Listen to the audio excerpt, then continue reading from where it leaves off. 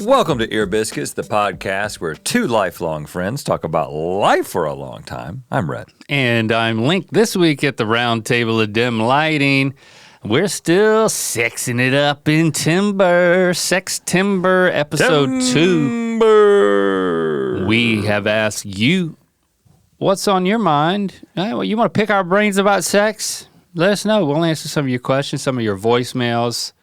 If you ever want to call us and leave us a voicemail. We know a thing or two about sex. And we'll listen to it. How many times do you think you've had sex? Total? Yeah. I don't want to do math. Okay. I don't want to start thinking about. You want to start keeping up with it?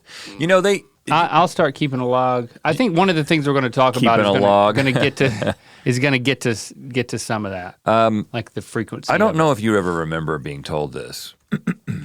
I was told by several folk right when I got married. They were like, if you take a jar and you put a penny in the jar for every time you have sex in your first year of marriage, and then in your second year of marriage, you start taking a penny out of that jar every time you have sex, you'll never empty that jar. And I was like, what? That ain't true. That ain't gonna be true for me. And that's definitely not true for me. Meaning that you have sex more times more in the first year than the second year, or for the rest of your. They said your coupling. For the rest of your marriage. What was the point of that? I don't know. Penny saved is a penny earned. I don't know. I don't know what the point was, Link. I think the point was they were saying that you have a lot of sex when you first get married, and then it tapers off very quickly. And I did not find that to be true. I mean, I had a lot of sex when I first got married. Because we hadn't had any before that. Right. So and we were like, we had having a lot of sex. I don't remember how much sex we had in our first year of marriage. I do know in general our first year of marriage was difficult. There's lots of things you're adjusting to. I wasn't good at it, I'll tell you that right now. But like, but I was just having it. I just mean just you expand to everything relationally. I wasn't good at marriage either. Yeah. Yeah, it wasn't. I had to figure out how to live with another person. And not only just be with another person sexually. Right. So I have to think there was a lot to navigate. And that leads to sometimes not having sex. But maybe now we could get jars and maybe, you know what? Hey, listen, let's not get pennies. Let's do quarters. No, let's do silver dollars. And then for a year, we put a silver dollar into our individual jars, the family jar, the McLaughlin family and the Neal family, and then whoever wins at the end of the year gets all the money in the jars. And then we take it out. We go on a big dinner. And it doesn't make sense for us to go on a double date and then use all the quarters to pay, because I think the person who loses has to pay for dinner, and the person who won just gets to do whatever they want to with the money. Well, because this is definitely and absolutely a healthy exercise, I am totally in. Like, we are going to turn our sexual frequency into a competition. Jenna, do you want in on this? No. No. I don't either.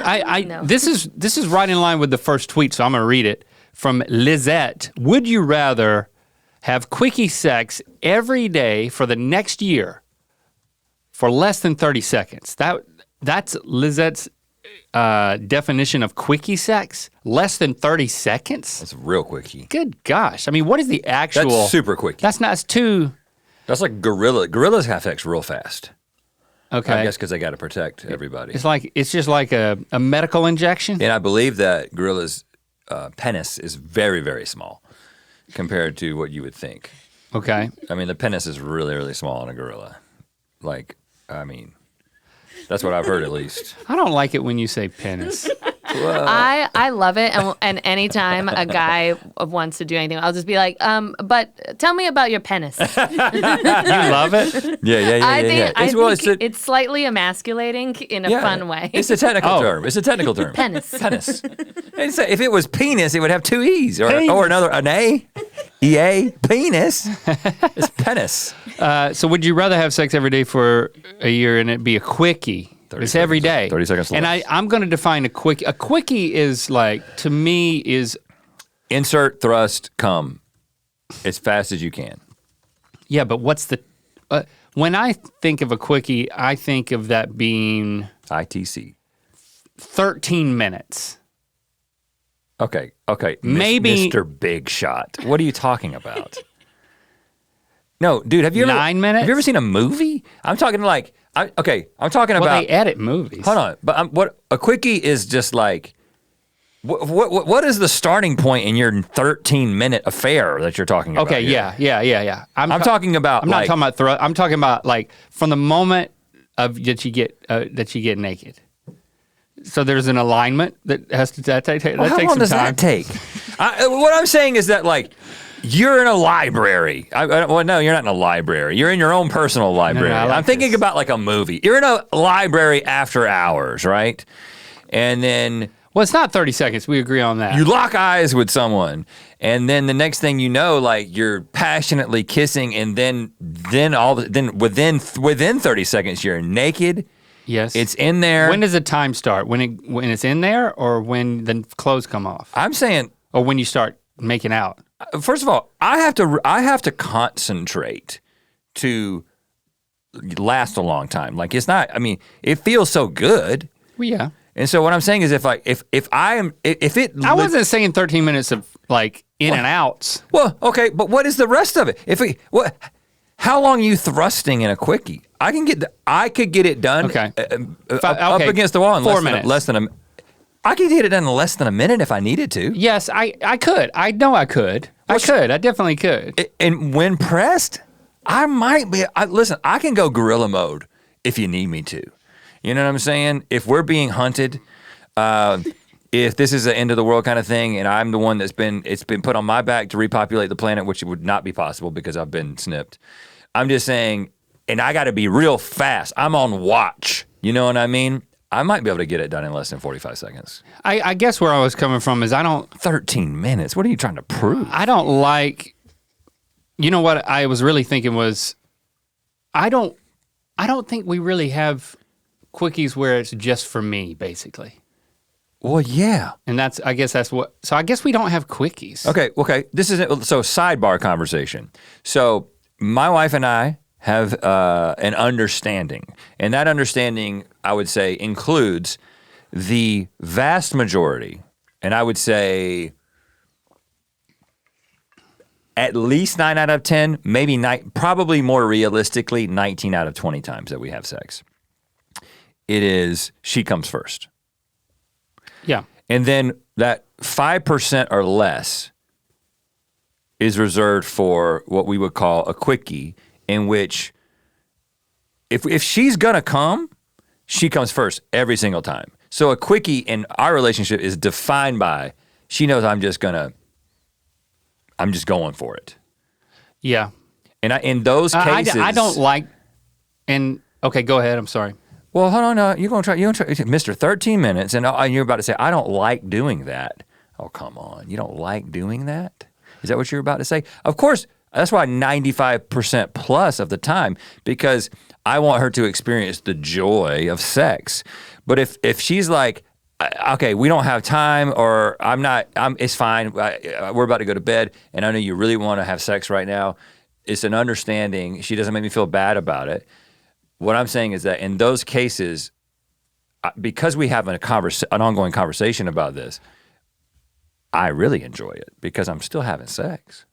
I'm not saying I wouldn't enjoy it, but I just don't prefer it. So I'm like, I'll just wait. Okay. That sounds like a different conversation. Yeah, that's what it is. It's like, for me, it's like, I don't know. It's like, I don't know. It just feels, I don't prefer it. Honestly, for me, one of the things that I talked about in the last episode was that animalistic, there's an animalistic element to it. We are animals, and this at our core is sort of almost defines what humanity is. You know what I'm saying? It's just like all of life, is just propagating itself. I like the animalistic thing. But what I'm saying is that in those cases, I don't consider that a quickie, like a totally one-sided quickie. I'm saying that specifically, just not something that like I prefer. But like, yeah, if there's something where we're both still into it. I didn't say I preferred it. I'm not talking about you at all. Don't be defensive. I'm just saying. I'm not saying I I'm prefer just saying my thing. But what I'm saying is that in my mind, it's just like we are in the wild. We are in the jungle. Anything could happen. Somebody could sneak up on us at any time. We gotta fuck. I'm just saying that's a special circumstance, and I just think maybe you should look into and just enjoying it, and not if it doesn't need to become a regular thing the majority of the time, and obviously only if your partner agrees. But I'm just saying that like I feel like this conversation is set up to make it seem like I'm being selfish because I enjoy a very occasional quickie, and I'm saying that I don't see it that way. Well, first of all, I'm not setting up any conversation, so get over yourself. It's like, I'm just saying that could be how this could be interpreted. okay. So you're saying that you wouldn't enjoy it? If I just don't like. I mean, you want to both be into it, like a quick and I haven't had a good definition of quick. I haven't. None of this started with 13 minutes, right? Because I've been thinking something totally different. So what were you thinking? That she would still come first. Okay, but I think that Lizette But I and agree that's and not most people were probably thinking I understand that. for less than 30 seconds is a one-sided quickie. So for me, maybe in this scenario, so obviously we haven't even got the other part of the would you rather. I will just say some people do like I will say it from a perspective of someone who has been in that situation. I think quickies can kind of be fun. I'm like, look at me, I'm so hot. He got done real quick, and it was a conversation beforehand that we didn't have time for, and then my needs came later. So I'm just saying, like the I wasn't trying to Maybe poo-poo some any. people can I look wasn't at trying to something. poo-poo a Might be the opening quickie. act. yeah. I'll just admit that I had the wrong, like a very narrow, completely one-sided. Yeah, and like having sex with a mannequin.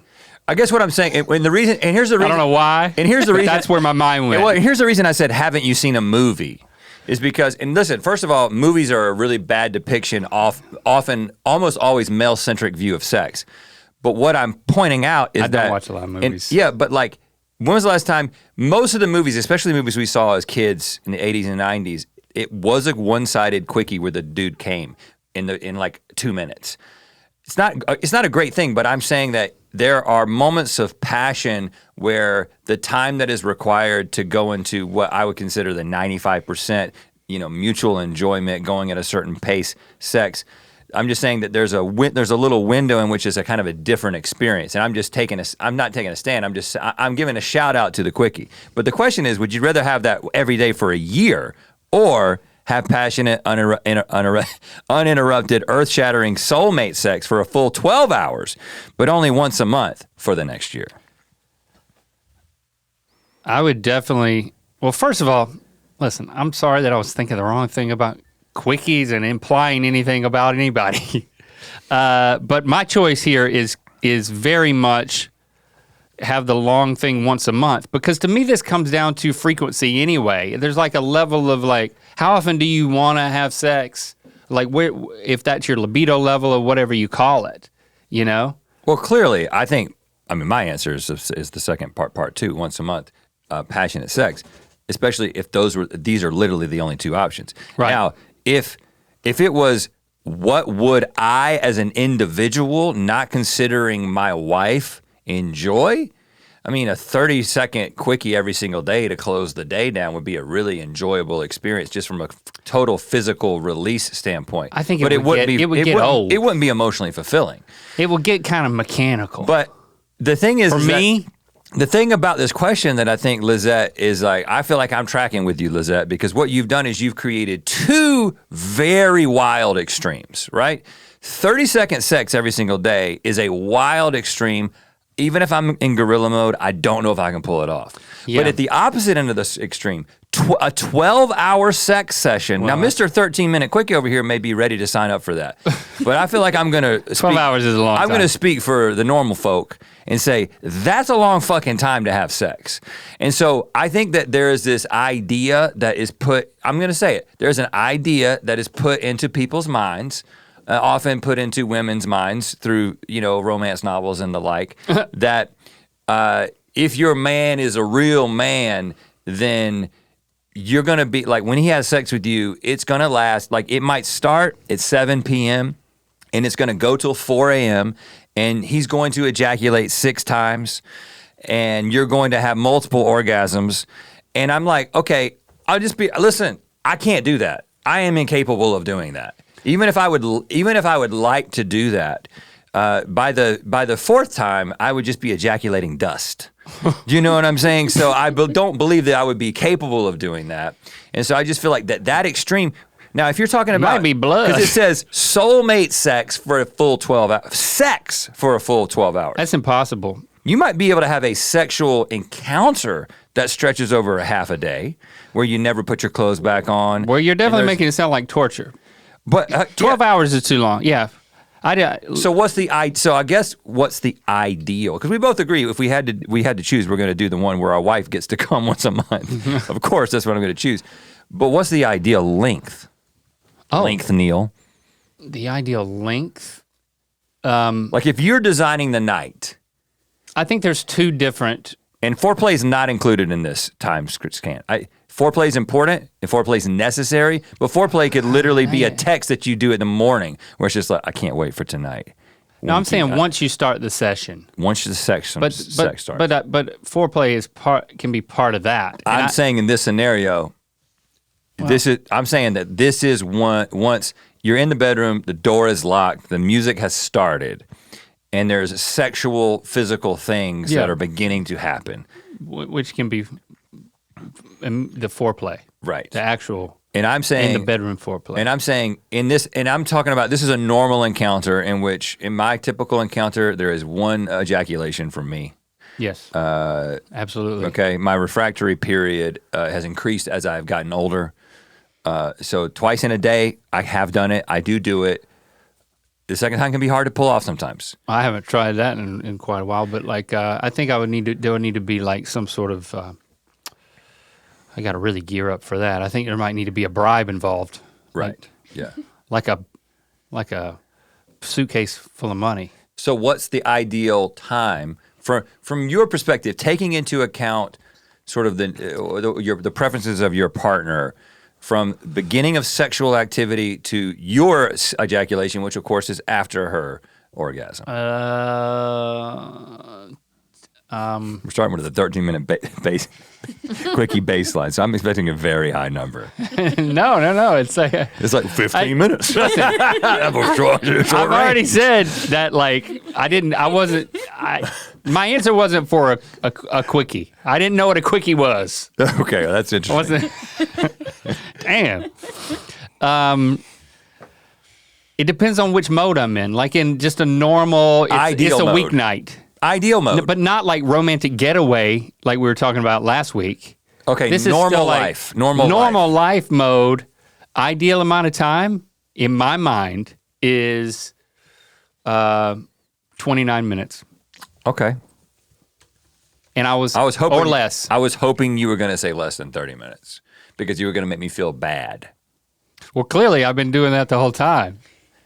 Now, here's the thing. I want to be better at this. I want to be more patient. I want to stretch things out. Well, that's probably a bad Do you phrase. want to? You're saying she wants you to. Stretch the time out.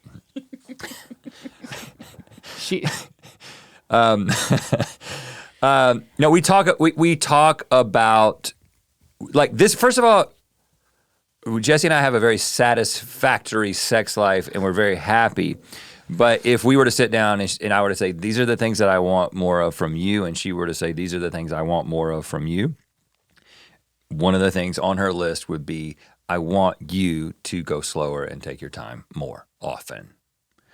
And so, because for me, like, I think I talked about this in one of the previous Sextembers, but I've made it clear that I'm a fan of the cunnilingus.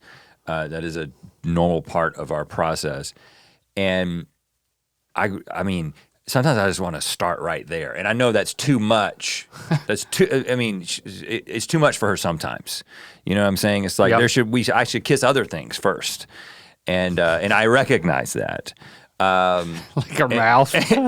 yeah, like I should kiss her mouth first sometimes.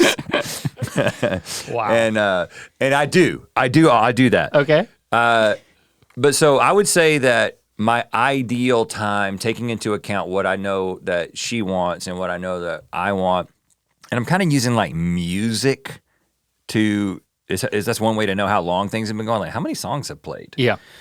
And I have noticed that there's some times where it's like, oh shit, we're only on the second song. It's over. You know what I'm saying? Like I think this was a 7-minute encounter. Yeah. Because sometimes things can happen very quickly for her as well,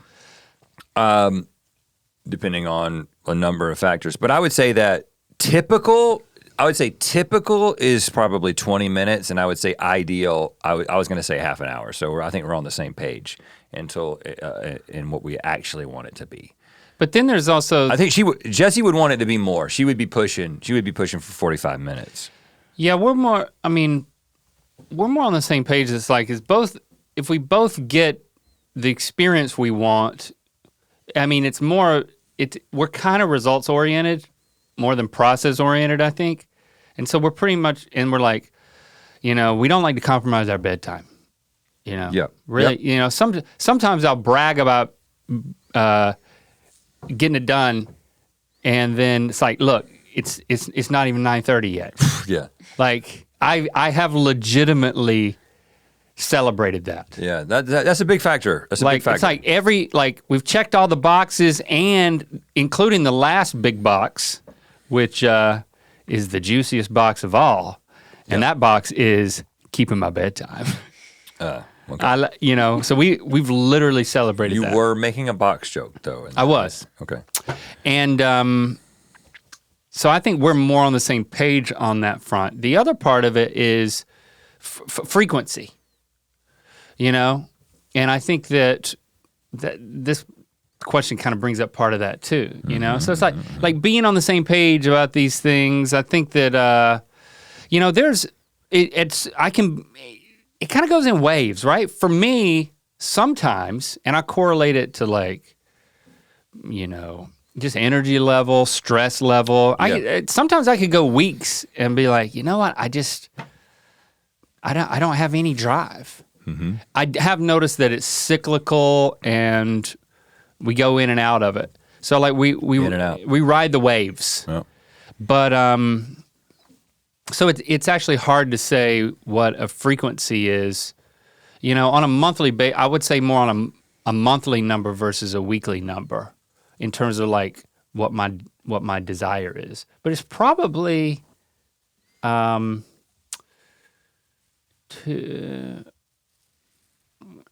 I'm trying to be really realistic here.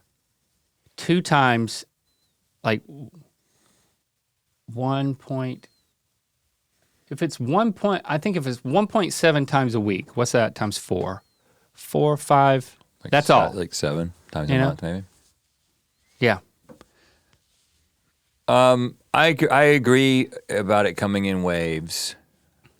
And It can be dependent on how busy you are, how stressed out one or both of you are. Do you find yourself, first of all, going like what I said, like there's a stretch of time when you don't have much drive?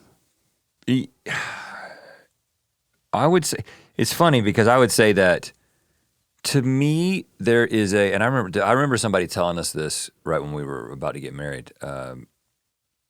Mark told us this. He was like, sometimes sometimes it's hard to, you're not going to understand this until you get married, but sometimes it can feel like working out. Yeah. Sometimes it can feel like something you have to do. You'll feel good afterward, or in this case, during. It's a loose analogy. But the choice to begin to do it might be mind over matter.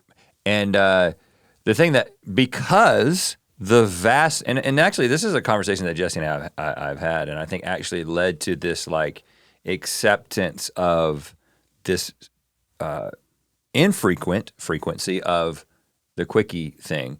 Because I would tell her, I was like, to be honest with you, I kind of always want to have sex. I mean, I kind of always want to have sex. And maybe this sheds light on that quickie conversation from earlier, but yeah.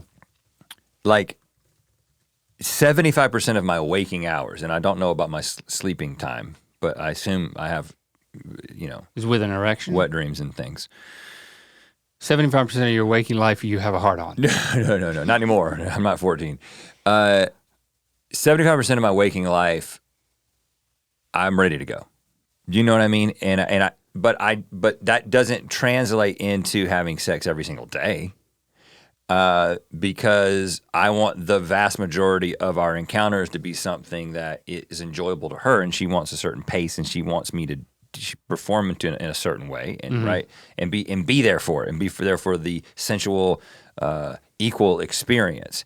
And sometimes I'm just like, I want to have sex, but I don't necessarily want to sign up for this half-hour encounter right now because I kind of just want to read this book and go to bed. But yeah, I do want to have sex, but I'm not going to ask for it because I don't want it to be a quickie because I don't want that frequency to get above whatever 5%. But you're still so. But I'm saying I still want to do it. But that doesn't mean it translates into the super high frequency. Right. I don't know what the frequency is, but I'm talking about desire on your part. Because I'm saying the desire to have sex is on one level, and then the desire to actually begin the process of having sex is like requires a next level of intention. Does that make sense? Yes, definitely. And there's, I've heard of people saying, of course, people have all different types of sex drives, and if you're in a relationship with somebody, it's like there's most likely there's gonna be some level of misalignment. You're not gonna be in like lockstep with each other. Mm-hmm. So there is, it's cool to hear that like you talk about it and you meet each other's needs and stuff like that. And it kind of helps with like the quickie thing. Because without talking about it, I mean, my sort of experience with other couples and this things I hear and pick up on, you know, is that it is not uncommon at all for married couples or just couples who who live together and have been together for a while. For like it's kind of easy for these barriers to just get locked in place, and it can be very, very difficult for them to get dislodged. Right.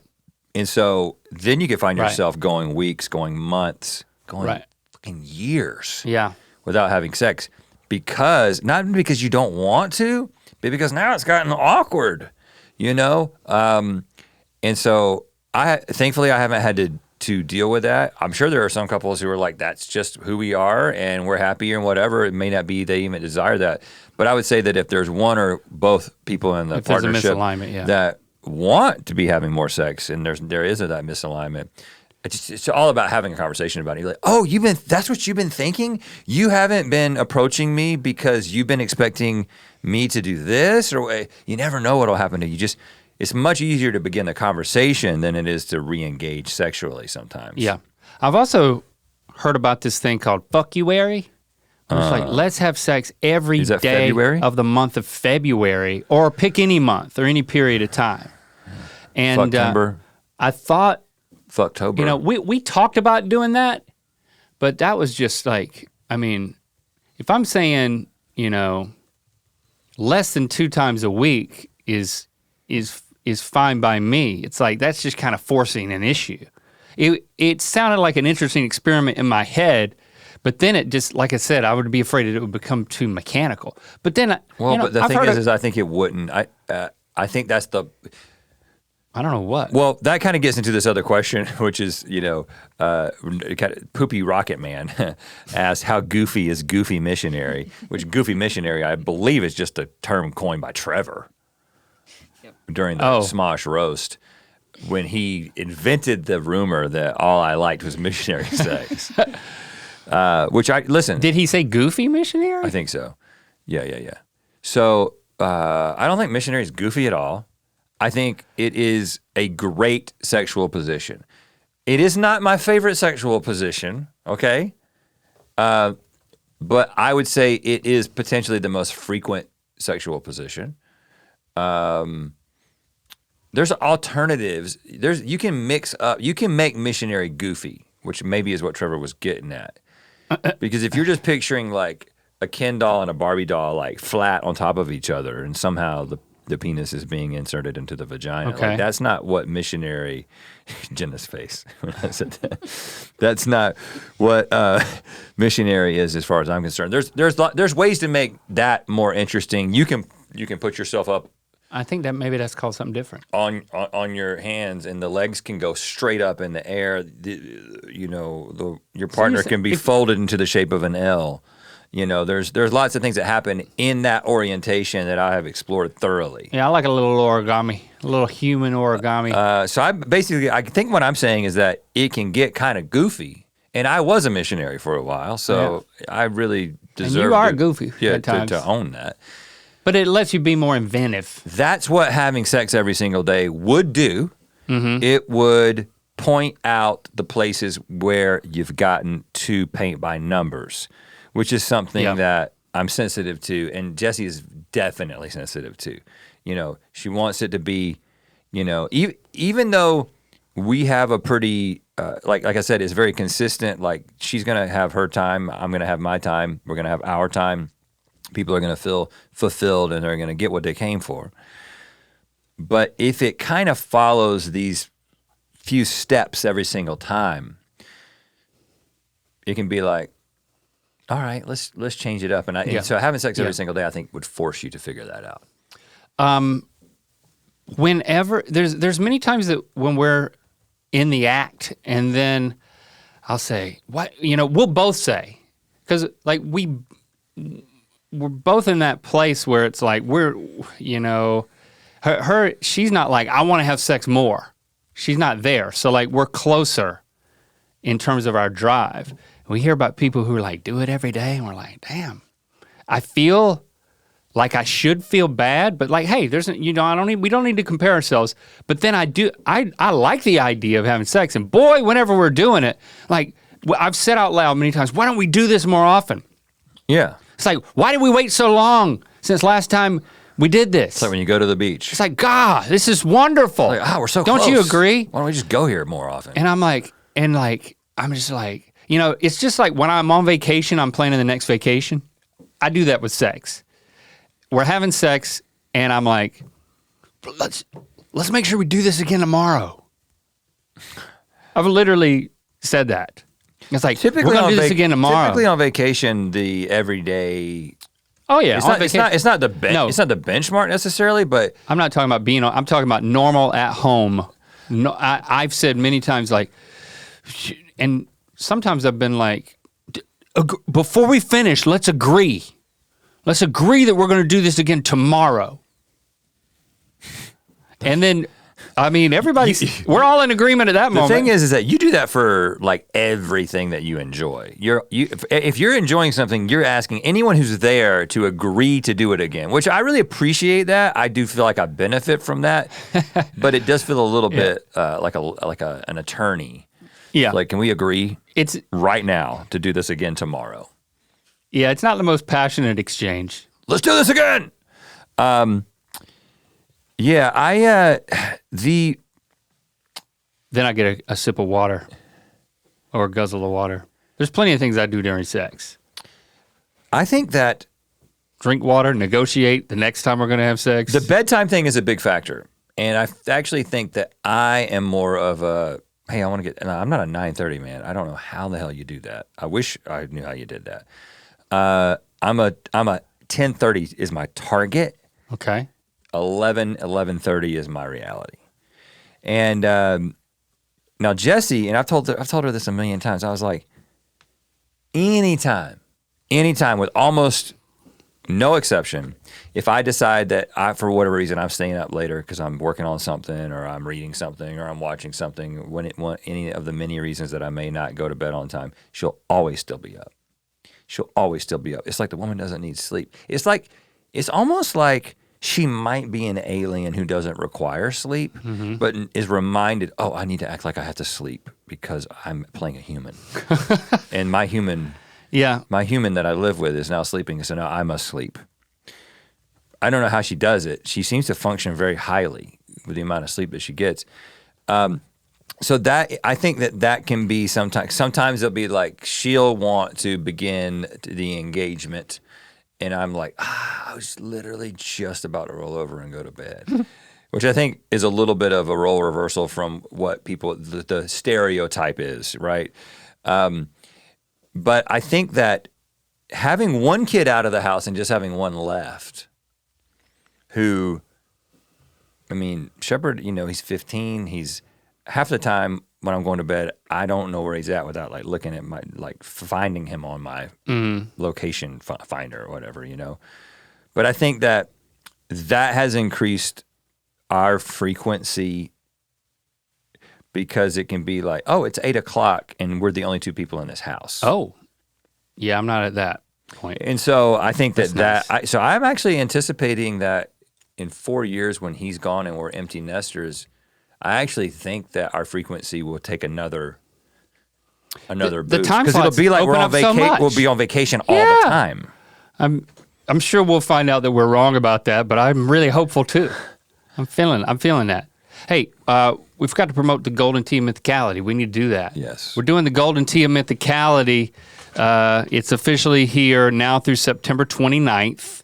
All you got to do is go to mythical.com, secure your very own shiny tea. And now remember, this works the same way that it works every year, but we've got new prizes this year. So everybody gets this shiny tea, but 3 people get a special different color shiny tea. So the golden tea, you get that gold tea, you get $24,000 in cash because it's season 24 of Good Mythical Morning. That's crazy. If you get the orange tea, you get a virtual taste test with us where we sit down. Hang out with you. We send you some food. We have the same food. We both eat it. We talk. We hang out and we chill for a while. If you get the blue tea, you get $2,400 in credit at the Mythical store where you can go and probably buy everything that we're selling, at least. So again, go to mythical.com to enter the 2023 Golden Tea of Mythicality giveaway for a chance to win one of those incredible prizes. No purchase necessary, void where prohibited. Visit mythical.com for details. Yeah. Also, we want to make sure, we've been trying to remember to ask you to do this. But we keep forgetting. Listen, if you like your biscuits, first of all, thank you for liking it. Thank you for listening. The main thing you can do is just continue listening, continue telling people about it. But something that is very helpful is rating and reviewing on Apple or Spotify or wherever you listen to your podcasts. It does things to the algorithm. It gets the podcast to be shown to more people so we can bring more ear biscuiteers along for the Please review this podcast as a favor to us. More people can hear us talk about sex. Ear Biscuits is supported by Rosetta Stone. I really wish that I would have learned Spanish. Like, why do we take all the French courses? Like, I don't have the opportunity to speak French to that many people. I have one French friend, but I have a lot more friends who speak Spanish and have a lot of opportunity here in Southern Cali to speak Spanish. We were not well advised. Yeah. We were not well advised. It wasn't practical.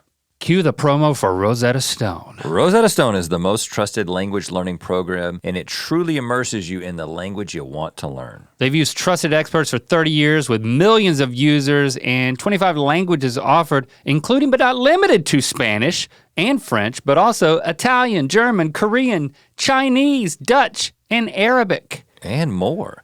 And it's built for fast language acquisition. Rosetta Stone immerses you in many ways by having an intuitive process so you pick up a language naturally, first with words, then phrases, then sentences, and it's designed for long-term retention. The coolest feature to me is the built-in true accent feature. It gives you feedback on your pronunciation so you can learn to speak like a pro, not get giggled at. Plus, it's super convenient as it has a desktop and app option with audio companion and ability to download lessons offline. A lifetime membership has all 25 languages for any and all trips and language needs in your life. It's a $299 program, but when you use our code, you can get it for just $179. Don't put off learning that language. There's no better time than right now to get started. For a very limited time, you can get Rosetta Stone's lifetime membership for 40% off. That's $179 for unlimited access to 25 language courses for the rest of your life. Redeem your 40% off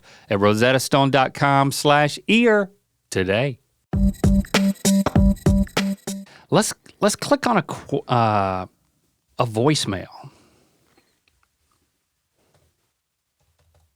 Hey, Rhett and Link. It's Sextember, and so I wanted to suggest a topic or actually ask you all a question. So why is it that in the year of our Lord 2023, or whatever Lord you believe in, that adult toy shops or sex shops still feel so skeevy and like they're trapped in the 80s? They always smell weird. The displays always feel like a blast from the past in a bad way. The DVDs look like they were made in the 1980s still. Everything about them just makes you feel terrible walking in them. So why are they still like that? Are the stores like that in LA? And yeah, so if y'all could explore that, that'd be great. You remember that store we went into? I can't believe they still exist at all because of the internet. Well, but you can't touch a dildo on the internet. No? You know what I mean? So I think that with and a you lot can't of, return them, I guess. I think a lot of this stuff you need to see in person. Oh, You can't return them at stores either. Just so you know. Right. Yeah. I mean, listen, you can't. But you can look at them before you buy them. True. and a lot of people are not great. Kind of pick it up. A lot of people are not great with numbers. So somebody's Like me. like, I'm going to get an 8-inch dildo, and then they're like, oh, okay. Or a 13-minute quickie. I wasn't expecting it to be that big. So I think that that's the reason they exist, because it's the same reason that like clothing stores still exist, because sometimes you need to try. I mean, you don't try it on, I guess, but you know what I'm saying. You need to get into the same room with it. But I haven't been to one recently. You remember the one that we went to? We probably told this story at some time. The first time? The first time we went into an adult store. In Charleston? We went into an adult store more recently, maybe while traveling, while touring or something, and it felt like the Apple store of sex stores. Do you remember that place? I was in there? Yeah, you were in there. You went in there with me. I just remember thinking, this feels like an Urban Outfitters or something. It was apparently. There are those. I went in one. And I assume that those exist in LA, but I am good with numbers. So when you tell me how long something is, I can picture it. Okay. So I do most of my toy ordering online. Yeah, I do my ordering online because even if I have not found, and I don't remember that shop, and I have not. Surely there's like a one. really awesome There's gotta be, but like high-end sex shop in LA. Do you guys know about any? Wheezy. Pleasure Chest is a pretty good one. It's pretty where's open. that? That's in Hollywood. Okay. There's also they opened in one in North Hollywood as well. So if you're in the valley. But does it still Pleasure have Chest. does it still have the skeezy vibes? Because I don't think so. I think those ones, it's open, it's like brightly colored. You're gonna find the skeevy ones around, the ones that have most of like the lingerie in the front. well, like and there's all that. one in Pasadena, right on Colorado, which is like such a quaint little, and even that one, like the mannequins with the really like The barrier to entry is high. Extreme lingerie, the kind of stuff It's not that you feel inviting. like if you got young kids, you kind of like don't want them to look into the window kind of vibe. Yeah. Like it just feels like it wouldn't be hard to take a slight left turn and all of a sudden your business would just go through the roof. Because the people who just Like want a ball pit for the kids. the people who want the What are those balls made out people of? who want the most extreme stuff, well, that's still inside. It's in the back, man. You know? Yeah. But like you don't have to Right. feel weird at all about just walking into this place. It just feels like more sex shops should be taking that. Yeah, I just think the margins aren't high enough and they already exist and they can't afford to like revamp their whole thing. Okay. I think this is just an economics answer, unfortunately. But of things that you can sell at a sex shop, what could you put in the window that would make it, I mean, come to think of it, like, first of all, you're like, come to think of it, which, by the way, that's a great name for a sex shop. Come to think of it. That's good. Yeah, you know. Think to come of it. Yeah. We'll workshop it. But of the things that you could put in the window, you start with mannequins because that's just what you do, and this is what they're tall windows. It seems like what you should do, and then you're like, well, let's Right, because you're not going to put the dildos in the window. can't put the dildos in the window. And if you're just putting lubes in a window, Yeah. it's just like, what? So toys and stuff don't make sense. I understand where they're going. I just think you don't have windows. Well, no, but then how do people know it's a sex shop? I think they could do a display with the mannequins and then like the lingerie and like feather boas. And then there's like subtle things like a little feather duster, little crop, something subtle where you're like, A little oh, tasteful. I know what that is. Yeah, this is not Victoria's Secret. This is Victoria's open secret. Yeah, I haven't. I would love been to fix their display windows. I would. Yeah, yeah. I volunteer if Okay, anyone Jenna wants a is display window available for fix. Let's go to another one because I don't, come to think of it, it ain't getting better than that. Hey, Rhett and Link, huge fans, first time caller. So I just turned 40 years old. Okay. Been married for 15 years, and real simple question, delicate situation, I guess. I don't know.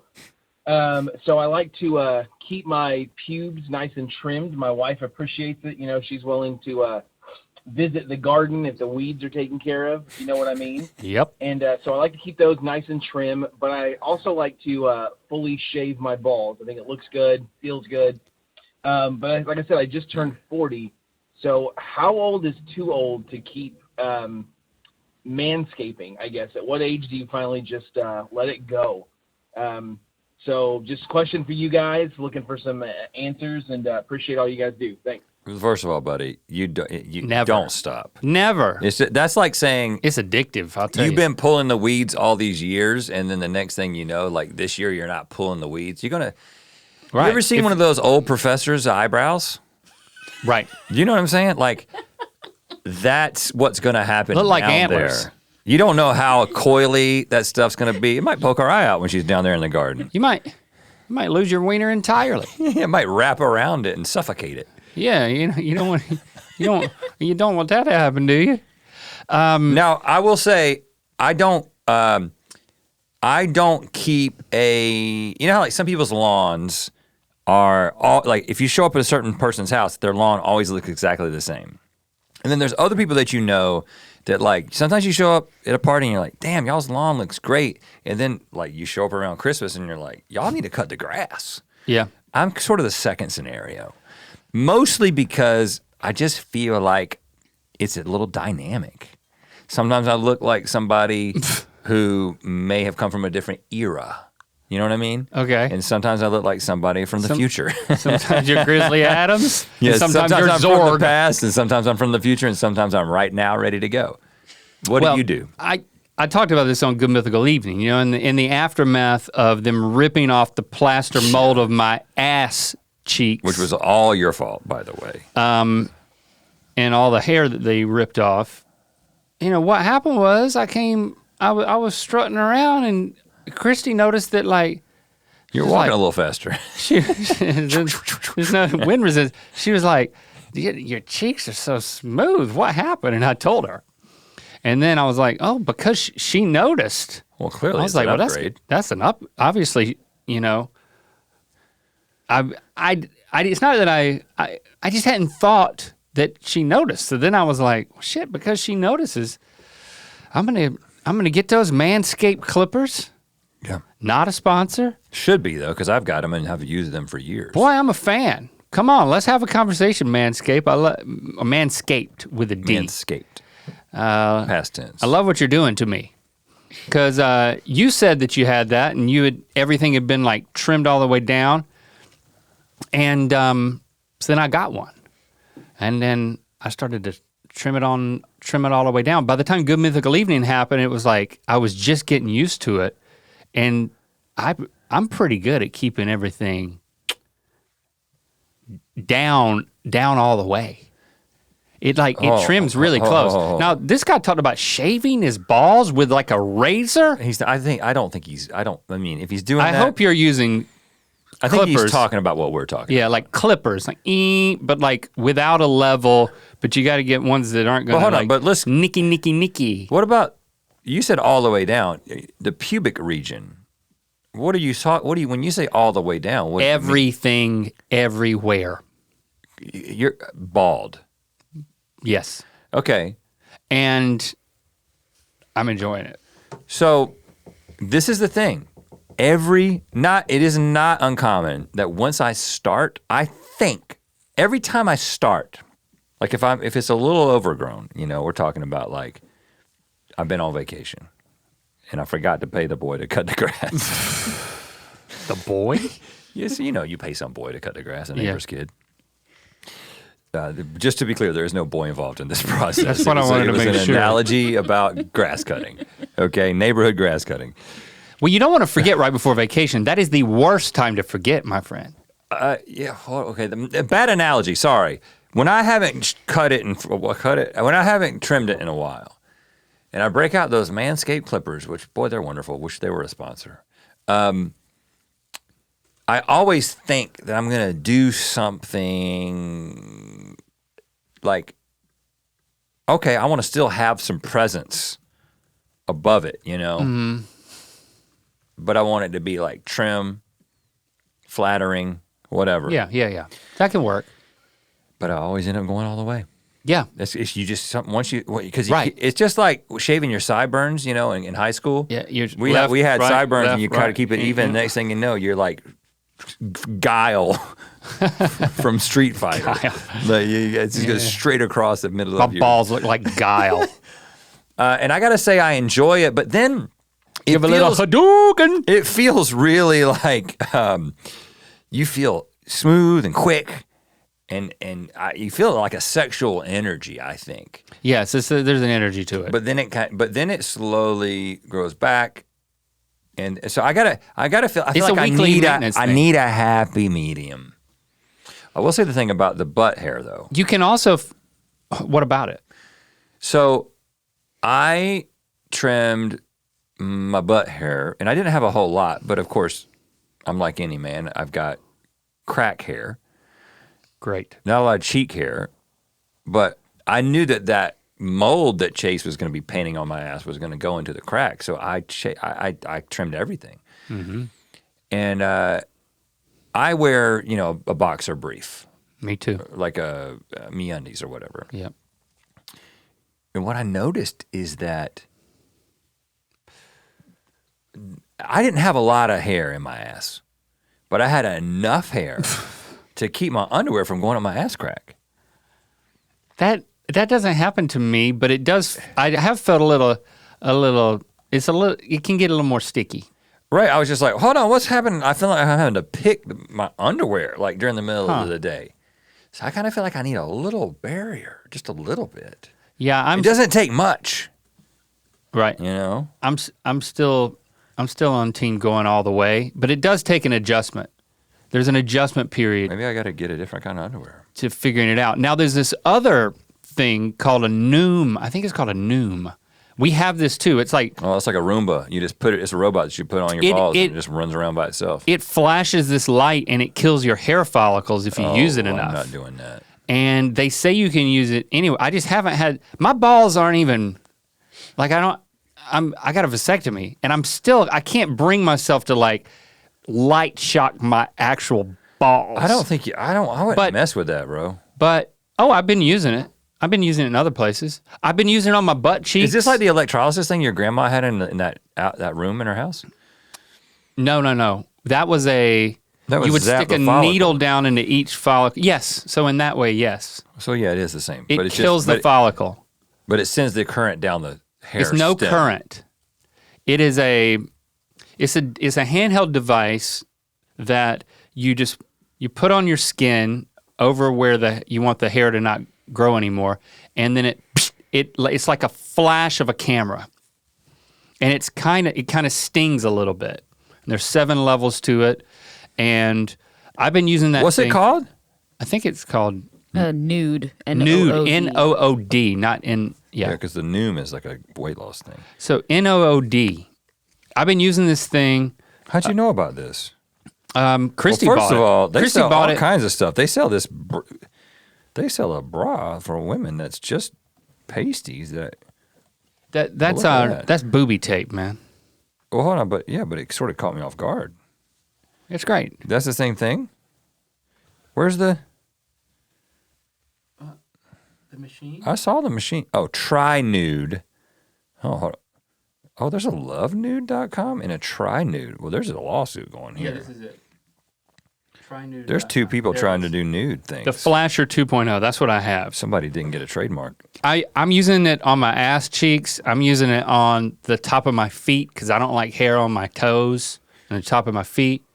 I got this place where, look, you can see it right there. I've got hair that grows on my wrist, on the inside of my wrist, and I don't like it. So this one place right here, I zap, and you can tell right now that it's like there's a little bit of, it's not great. But what if yet, you want your but hair it's back? happening. What if it comes in fashion? Too late. I'm not. Yeah, I'm sorry. I can't. Hairy ass trend. Well, yeah, I'm at risk of not being on that train. I would do it on my napes. Right. I've started doing it on my napes because I get addicted to all this stuff. Once I start removing hair, when I started trimming my leg hair, and like nobody understands that, but like Yeah, it I don't makes know, me I feel feel a like little it uncomfortable. makes me feel happy, and it makes me feel like You're not going any lower, are you? no. Okay, good. I'm actually trimming my leg hair less now that everything under the underwear is totally gone, and I'm permanently removing the hair off of my feet. Where'd you hear about this? Boys Life magazine? Christy bought one, and then I just saw it, and she never opened it. Oh, she got one and she didn't use it. She got it and hasn't used it. I was like, well, I'm going to use this. I'm going to show you that you need to use it. And you can use it on like your bikini line and stuff like that. That's what is happening. But like I've seen ads for guys talking about removing the hair off their balls with this thing, and I'm going to get there. I don't know that Okay. I want to do that to my bush though. No, dude, you don't know what's going to happen. Right. Yeah. You need to have you got to have the ability to have a bush. You never know what's going to happen. But I think I'm going to manscape forever. Yeah, back to the question at hand. Do not stop. Do not stop. It's fun. It's great. It's exciting. Makes you feel like a pornographic, star. Yeah. Ben Barker. I will say that his Twitter handle is DB Long Dong. Okay. Didn't see that. Probably means it's not that long. Yeah. How has getting your tubes snipped affected your libido and performance, if any? Well, I guess they are tubes. So it doesn't have any effect on either of those things. It's had the biggest effect. I used condoms before I got a vasectomy. Yeah, our wives, neither of our wives were ever on birth control. Interestingly, long story. And so we wore condoms. And so I would say that Talk about freedom! I'd say it upped. It didn't up performance to begin with. No. For obvious reasons, right? No. In But fact, it up sensation. what I will say, do you ever do this? Okay, so there are times. Use a fruit roll up as a condom? Yeah. No. No, there are still times, and this is very infrequent, but it happens maybe a few times a year, where for whatever reason, Jesse don't want to get so messy, if you know what I mean. And so I have a bag of condoms. Really? Yep, I have a bag of condoms for this purpose. Well, again, if it's that quickie and she's doing it just for you, maybe That's a perfect example. is that a hand in hand? I don't do it in the hand. Okay. So, yeah, God doesn't like that. Okay. I never spill my seed because of Laban. What was his name? I think Hey, a that's dude right. spilled his seed in the Bible and he got struck down, y'all. You got to watch that. I have these condoms, and sometimes I'll be like, Just literally as a jizz catcher. yeah, but it makes it easier to last longer because there's a barrier there. Yeah. Because it does impact the sensation a little bit. I mean, Have you ever tried some of that, like you use that desensitizing? I've never tried. I haven't. I have, and that ain't for me, man. It goes too desensitized? Yeah. It's like, I can't feel my dick at all. You got to kind of first of all, there's just something about like stopping and applying something. I don't know what it is. It's just, but like, yeah, I think I maybe tried it twice just to see what would happen. But it was like one time it was too much, and it was just like, this is like, I'm not enjoying this anymore. Yeah. I haven't tried it. But Well, if you don't have a need to try it. but you use a condom sometimes. You have a bag of condoms. I think every man needs a bag of condoms. I mean, just for that, huh? yeah. And then sometimes if we are in the window, so to speak, Yeah. she's on her period. Yeah. That is a good time for that. That's a good point. And Huh. yeah, but I would say if you need help with that, so it hasn't impacted performance, but I would say that once you begin having this, unsheathed sex, Boy, it's superior. At that point, I think that you can't. Well, careful now. Men need to be wearing condoms. Okay, yeah. okay. we're in a long-term monogamous relationship. Ejaculate responsibly, boys. But I will say, men, please go get vasectomies. For the most part, they are reversible. So if you are concerned, why not just get a vasectomy? Yeah, there you go. How reversible?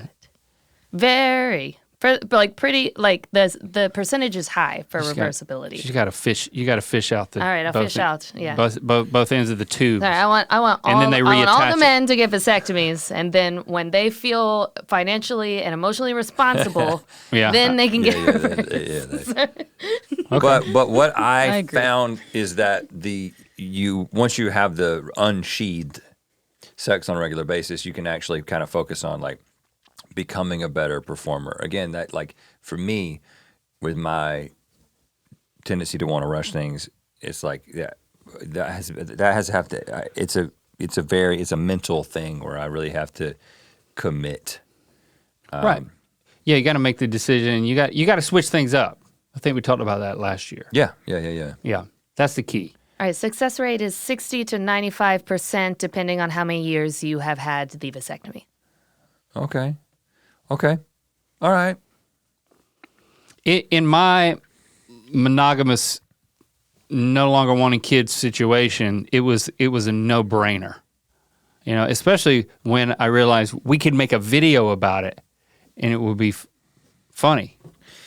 Well, and it's such a low, especially in the situation that we're in, where it's just like we don't want to ever reverse it. It's such a small sacrifice for the man when the woman has been carrying like 99 or 100% of the burden related to reproduction, right? Right.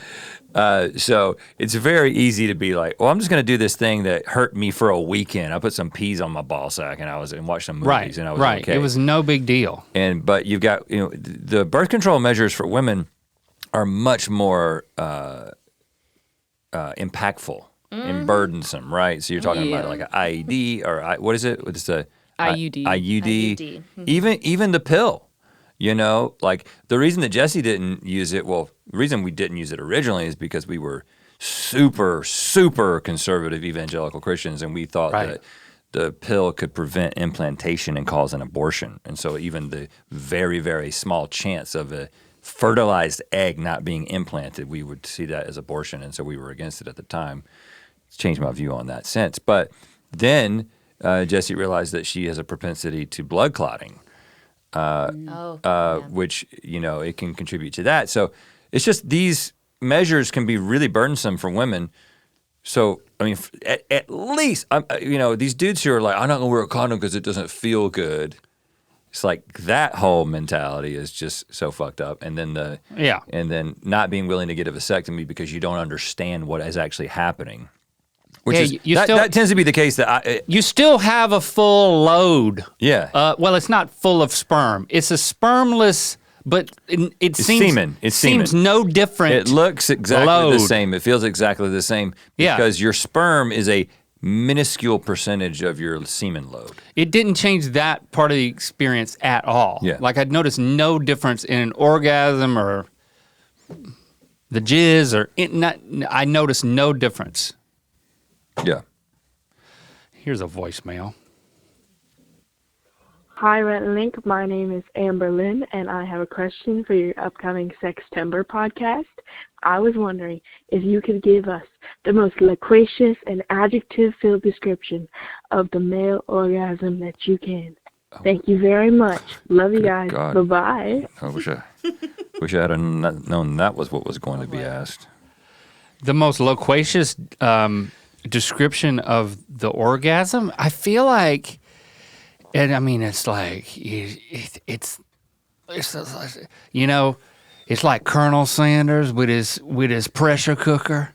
You know, you got the chicken bone in that thing, and boy, it's getting hot, and boy, the way that it's just like the pressure just builds up to the point where it's just Colonel like Sanders. back up because Colonel Sanders' lid's about to pop off, and it's just, you know, it can blow you back, and it can get greasy. I think that's what it pretty is. good. I mean, You're missing the best. Finger looking good. That's right there. Oh, yeah. Yeah, man, you missed the slogan. his finger looking good. You missed the slogan. His finger looking good. I'll gi- 11th finger looking good. I'll give you a Thank you, Jenna. a loquacious description of the first time I ever orgasmed by my own hand. It was like this is exactly the way I thought about it the next day. It was like an itch that I could not stop scratching. That felt so good.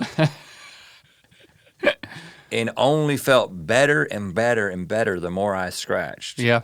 Until the point that it felt like the whole of the universe had descended onto my groin Yeah. and needed to, like, it's like a star was being born. You know what I'm saying? It was like, I don't know Supernova? how stars happen. But you know how it feels for it to happen. Well, I was thinking about a black hole at the time, and I know they're Yeah. related somehow. And I just remember, first of all, I remember thinking that I had broken my dick because I had not been well educated about this. But yeah, that's how I thought about it. Was just like and I often wonder, like, how does it, you know? Because they say that if you've got a clitoris that just the number of nerve endings and stuff and the way it's oriented or whatever. I just remember somebody I heard like a doctor on Oprah say when I was a kid, like, a woman enjoys orgasm 5 times as much as a man. And I was like, okay, I don't know how you know that. But if that's true, if a woman enjoys it more than I enjoy it, it's like, good for y'all. Well, the thing is, a female orgasm, I am jealous. I'm jealous because it lasts. It lasts. There's like a plateau, and it's like the difference between like a Rocky Mountain and like a whole plateau. You could, and depending on all the factors, you can build a little town up there on that plateau. Right. Yeah, you know, a waterfall. It can be sustained, right? But like, it's all of it is just like build up, like water in the garden hose, and you pinch the end of it, and then and it's just like more pressure until it's just like it's gonna blow. And then, like, somebody cut the pressure off. It's like, somebody cut the pressure off. No, it's like they took the kink out of the hose. No, I'm saying for a man. It's for like, a man, yeah, it's like you take the kink out of the hose, and then somebody cut the water off. But Jenna, you were about to say something. Just to clarify with the clitoris and sensitivity and enjoyment, it's not necessarily enjoyment, it's that we have more nerve endings there. Than like 5 than in the head of a penis. 5 times the nerve endings in the clitoris than the head of the penis. So like whatever you're doing with the penis, divide that by 5, that's what you should be doing with the clitoris, and that's kind of where you start. Mm-hmm. Yeah, okay. Mm-hmm. And then It's the more- enjoyment, yes, the enjoyment is, and orgasms last much longer for women as well. Right. And you can have so many more. Yeah, you can Yeah. like ride one and right into the next one. Yeah. Yep. It's crazy. Right. I'm so jealous. It's like, it's so easy for us. I mean, there's a lot more work, but like, I actually think it's just this great cosmic analogy, you know, it's like the way that it works. It's like for someone with a penis, it's just like, doesn't take much, it's gonna be fun, but it's gonna be over real quick. But the investment in the entire situation with a vagina and clitoris and everything that goes along with it, but then the reward is longer and you can enjoy it for longer. So it's kind of like, I don't know, it's like this, you know. I mean, you can be analogy. on the edge. You can be on the edge of ejaculation you know, you can surf that line and stay just below it. And it's like, that's very pleasurable, but it's just, but there is a sensation of it being like, you know, you're on the verge of an explosion, and it's not. It's kind of like running from a thief, though. Yeah. Or, you know, or running from somebody who's trying to mug you. It's like it's not that enjoyable. It is not the thing. It's not what you in that moment. It's not. You're not running. What my impression with the only woman that I've had a sexual experience with is that she's running towards something very, very hard and completely unabashedly for an extremely long period of time. Where I'm like, I get really close to the edge. I'm like, I gotta turn around. I want to jump, but I gotta stay on this ledge. And then you get up to I gotta run back. I gotta run back. Yeah. It's fun. It's like the difference. But she between, seems like she's having even more fun. Yeah. That's all I'm saying. You look at my face and I'm concentrating. You know, Right. What is it? That guy's doing math. Right. He's solving problems right now. I mean, the She eyes doesn't will look roll like back in the head, but she's then not doing that. the eyes roll back, but they do one rotation. Then they're back. I can see again. You know, they don't disappear for like, man, I just wish they could disappear for, 13 minutes, a quickie. Yeah, just 13 minutes. So there it is. Our best description of the male orgasm is that it's just subpar to the female orgasm, in my opinion. But we have nothing to compare it to except our own. We have nothing to compare it to. I mean, it's still the greatest feeling and that I've ever felt. I think. Yeah, definitely. Oh, yeah. I mean, I can't think of it. Yeah, it's not. Nothing is. I've heard people say better than sex about a number of things. You know how much I like to eat, man? But yeah, there's no way. I never had a burger that got close to sex, and I love to eat. You know. No, I'm not. Yeah, I can't. I mean, what else would be another candidate for? What else do people say better than sex? Well, some people who say, and this is not, obviously don't do this, but people who've tried heroin and stuff like that, like drugs that are hard drugs that like send you way over the top, that are highly addictive. Okay, yeah. Those people will get into a place where they're like, this is better than sex because it's doing something to your brain that it was definitely not designed to have happened to it. I definitely don't want to find that out, so I have no plans to try that. Liam, Goat Felons, ask a technical question. Does oral sex count as sex? My roommates used to get into full-blown debates about this. Full-blown? Well, Liam, according to who, I guess is the question. Because again, this question is most often asked in the context of like a religious argument. It's like, how far is too far? It's like, okay, well, God in his wisdom has determined that, okay, if you touch the nipple, it's, that gets this score in sin, and Right. then if you have sex, that goes over the limit. Of course, I don't believe that that's how the universe works. So I think that oral sex counts as oral sex. Yeah, I think they're. You know what I'm saying? Oral sex is oral. What do you mean? It's count a different as sex. It's a different thing. Count according to who? I guess it's like if you're saying that like if you've had oral sex but you haven't had intercourse, are you still a virgin? Again, the concept of virginity is also based in this religious framework. Yeah, It's kind of a bullshit concept. Right? Construct. It's a construct. It's an idea that a group of people who believe a certain thing about the world have agreed upon. But it doesn't, your status is not changed because you have had sex or not had sex. There's not, so Oral sex is a certain thing that involves the mouth and a sexual organ, and then intercourse is when the genitalia are involved. Yeah. So, Thank you. You know what I'm saying? So it's like, I guess I don't understand. The premise of the question is difficult for me to understand if it's not based in a particular moral framework. I think it matters most about what it means to the person you're doing it with, and being on the same page about all the implications, emotional. Yeah. The only thing I'm sure of is if you spill your seed, God will strike you down. Okay? What? I still don't. You recall. don't remember this? I do remember the phrase and even the name Laban, but I don't remember the story. I don't think it was Laban. It may have been Laban. I gotta look this up now. Okay, so now you're Googling what? Bible spill seed Meaning? death. Onan. But Onan knew, this is Genesis 38. This is the NIV. But Onan knew that the offspring would not be his, so whenever he lay with his brother's wife, he spilled his semen on the ground. He pulled out. To keep from producing offspring for his brother. What he did was wicked in the Lord's sight, so he put him to death also. So maybe this is only if you're having sex with your brother's wife. So I don't know how it works. Don't have any experience with that personally. So may not have been the seed part at all. Let me just take it all back. If you're having sex, the only thing I'm sure of when it comes to this is that if you're having sex with your brother's wife and you spill your seed, God will kill you.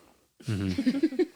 And I would like. I'm not sure about anything else. That a quickie is 13 minutes. I just don't know what 13 minutes is, or 8 inches. Honestly, I don't really give a shit. You know what? I can come quick and I can take a long time, and it's none of your business. But I sure the hell have been talking about it. It's none of your business, but we've been talking about our sex lives very openly. So that, I think that brings to a close Sextember. Yeah. Hey man, it's been a fun one. Hey man. I feel like we've learned a lot. I will say that we didn't bring any experts in this year, people who actually have studied these things.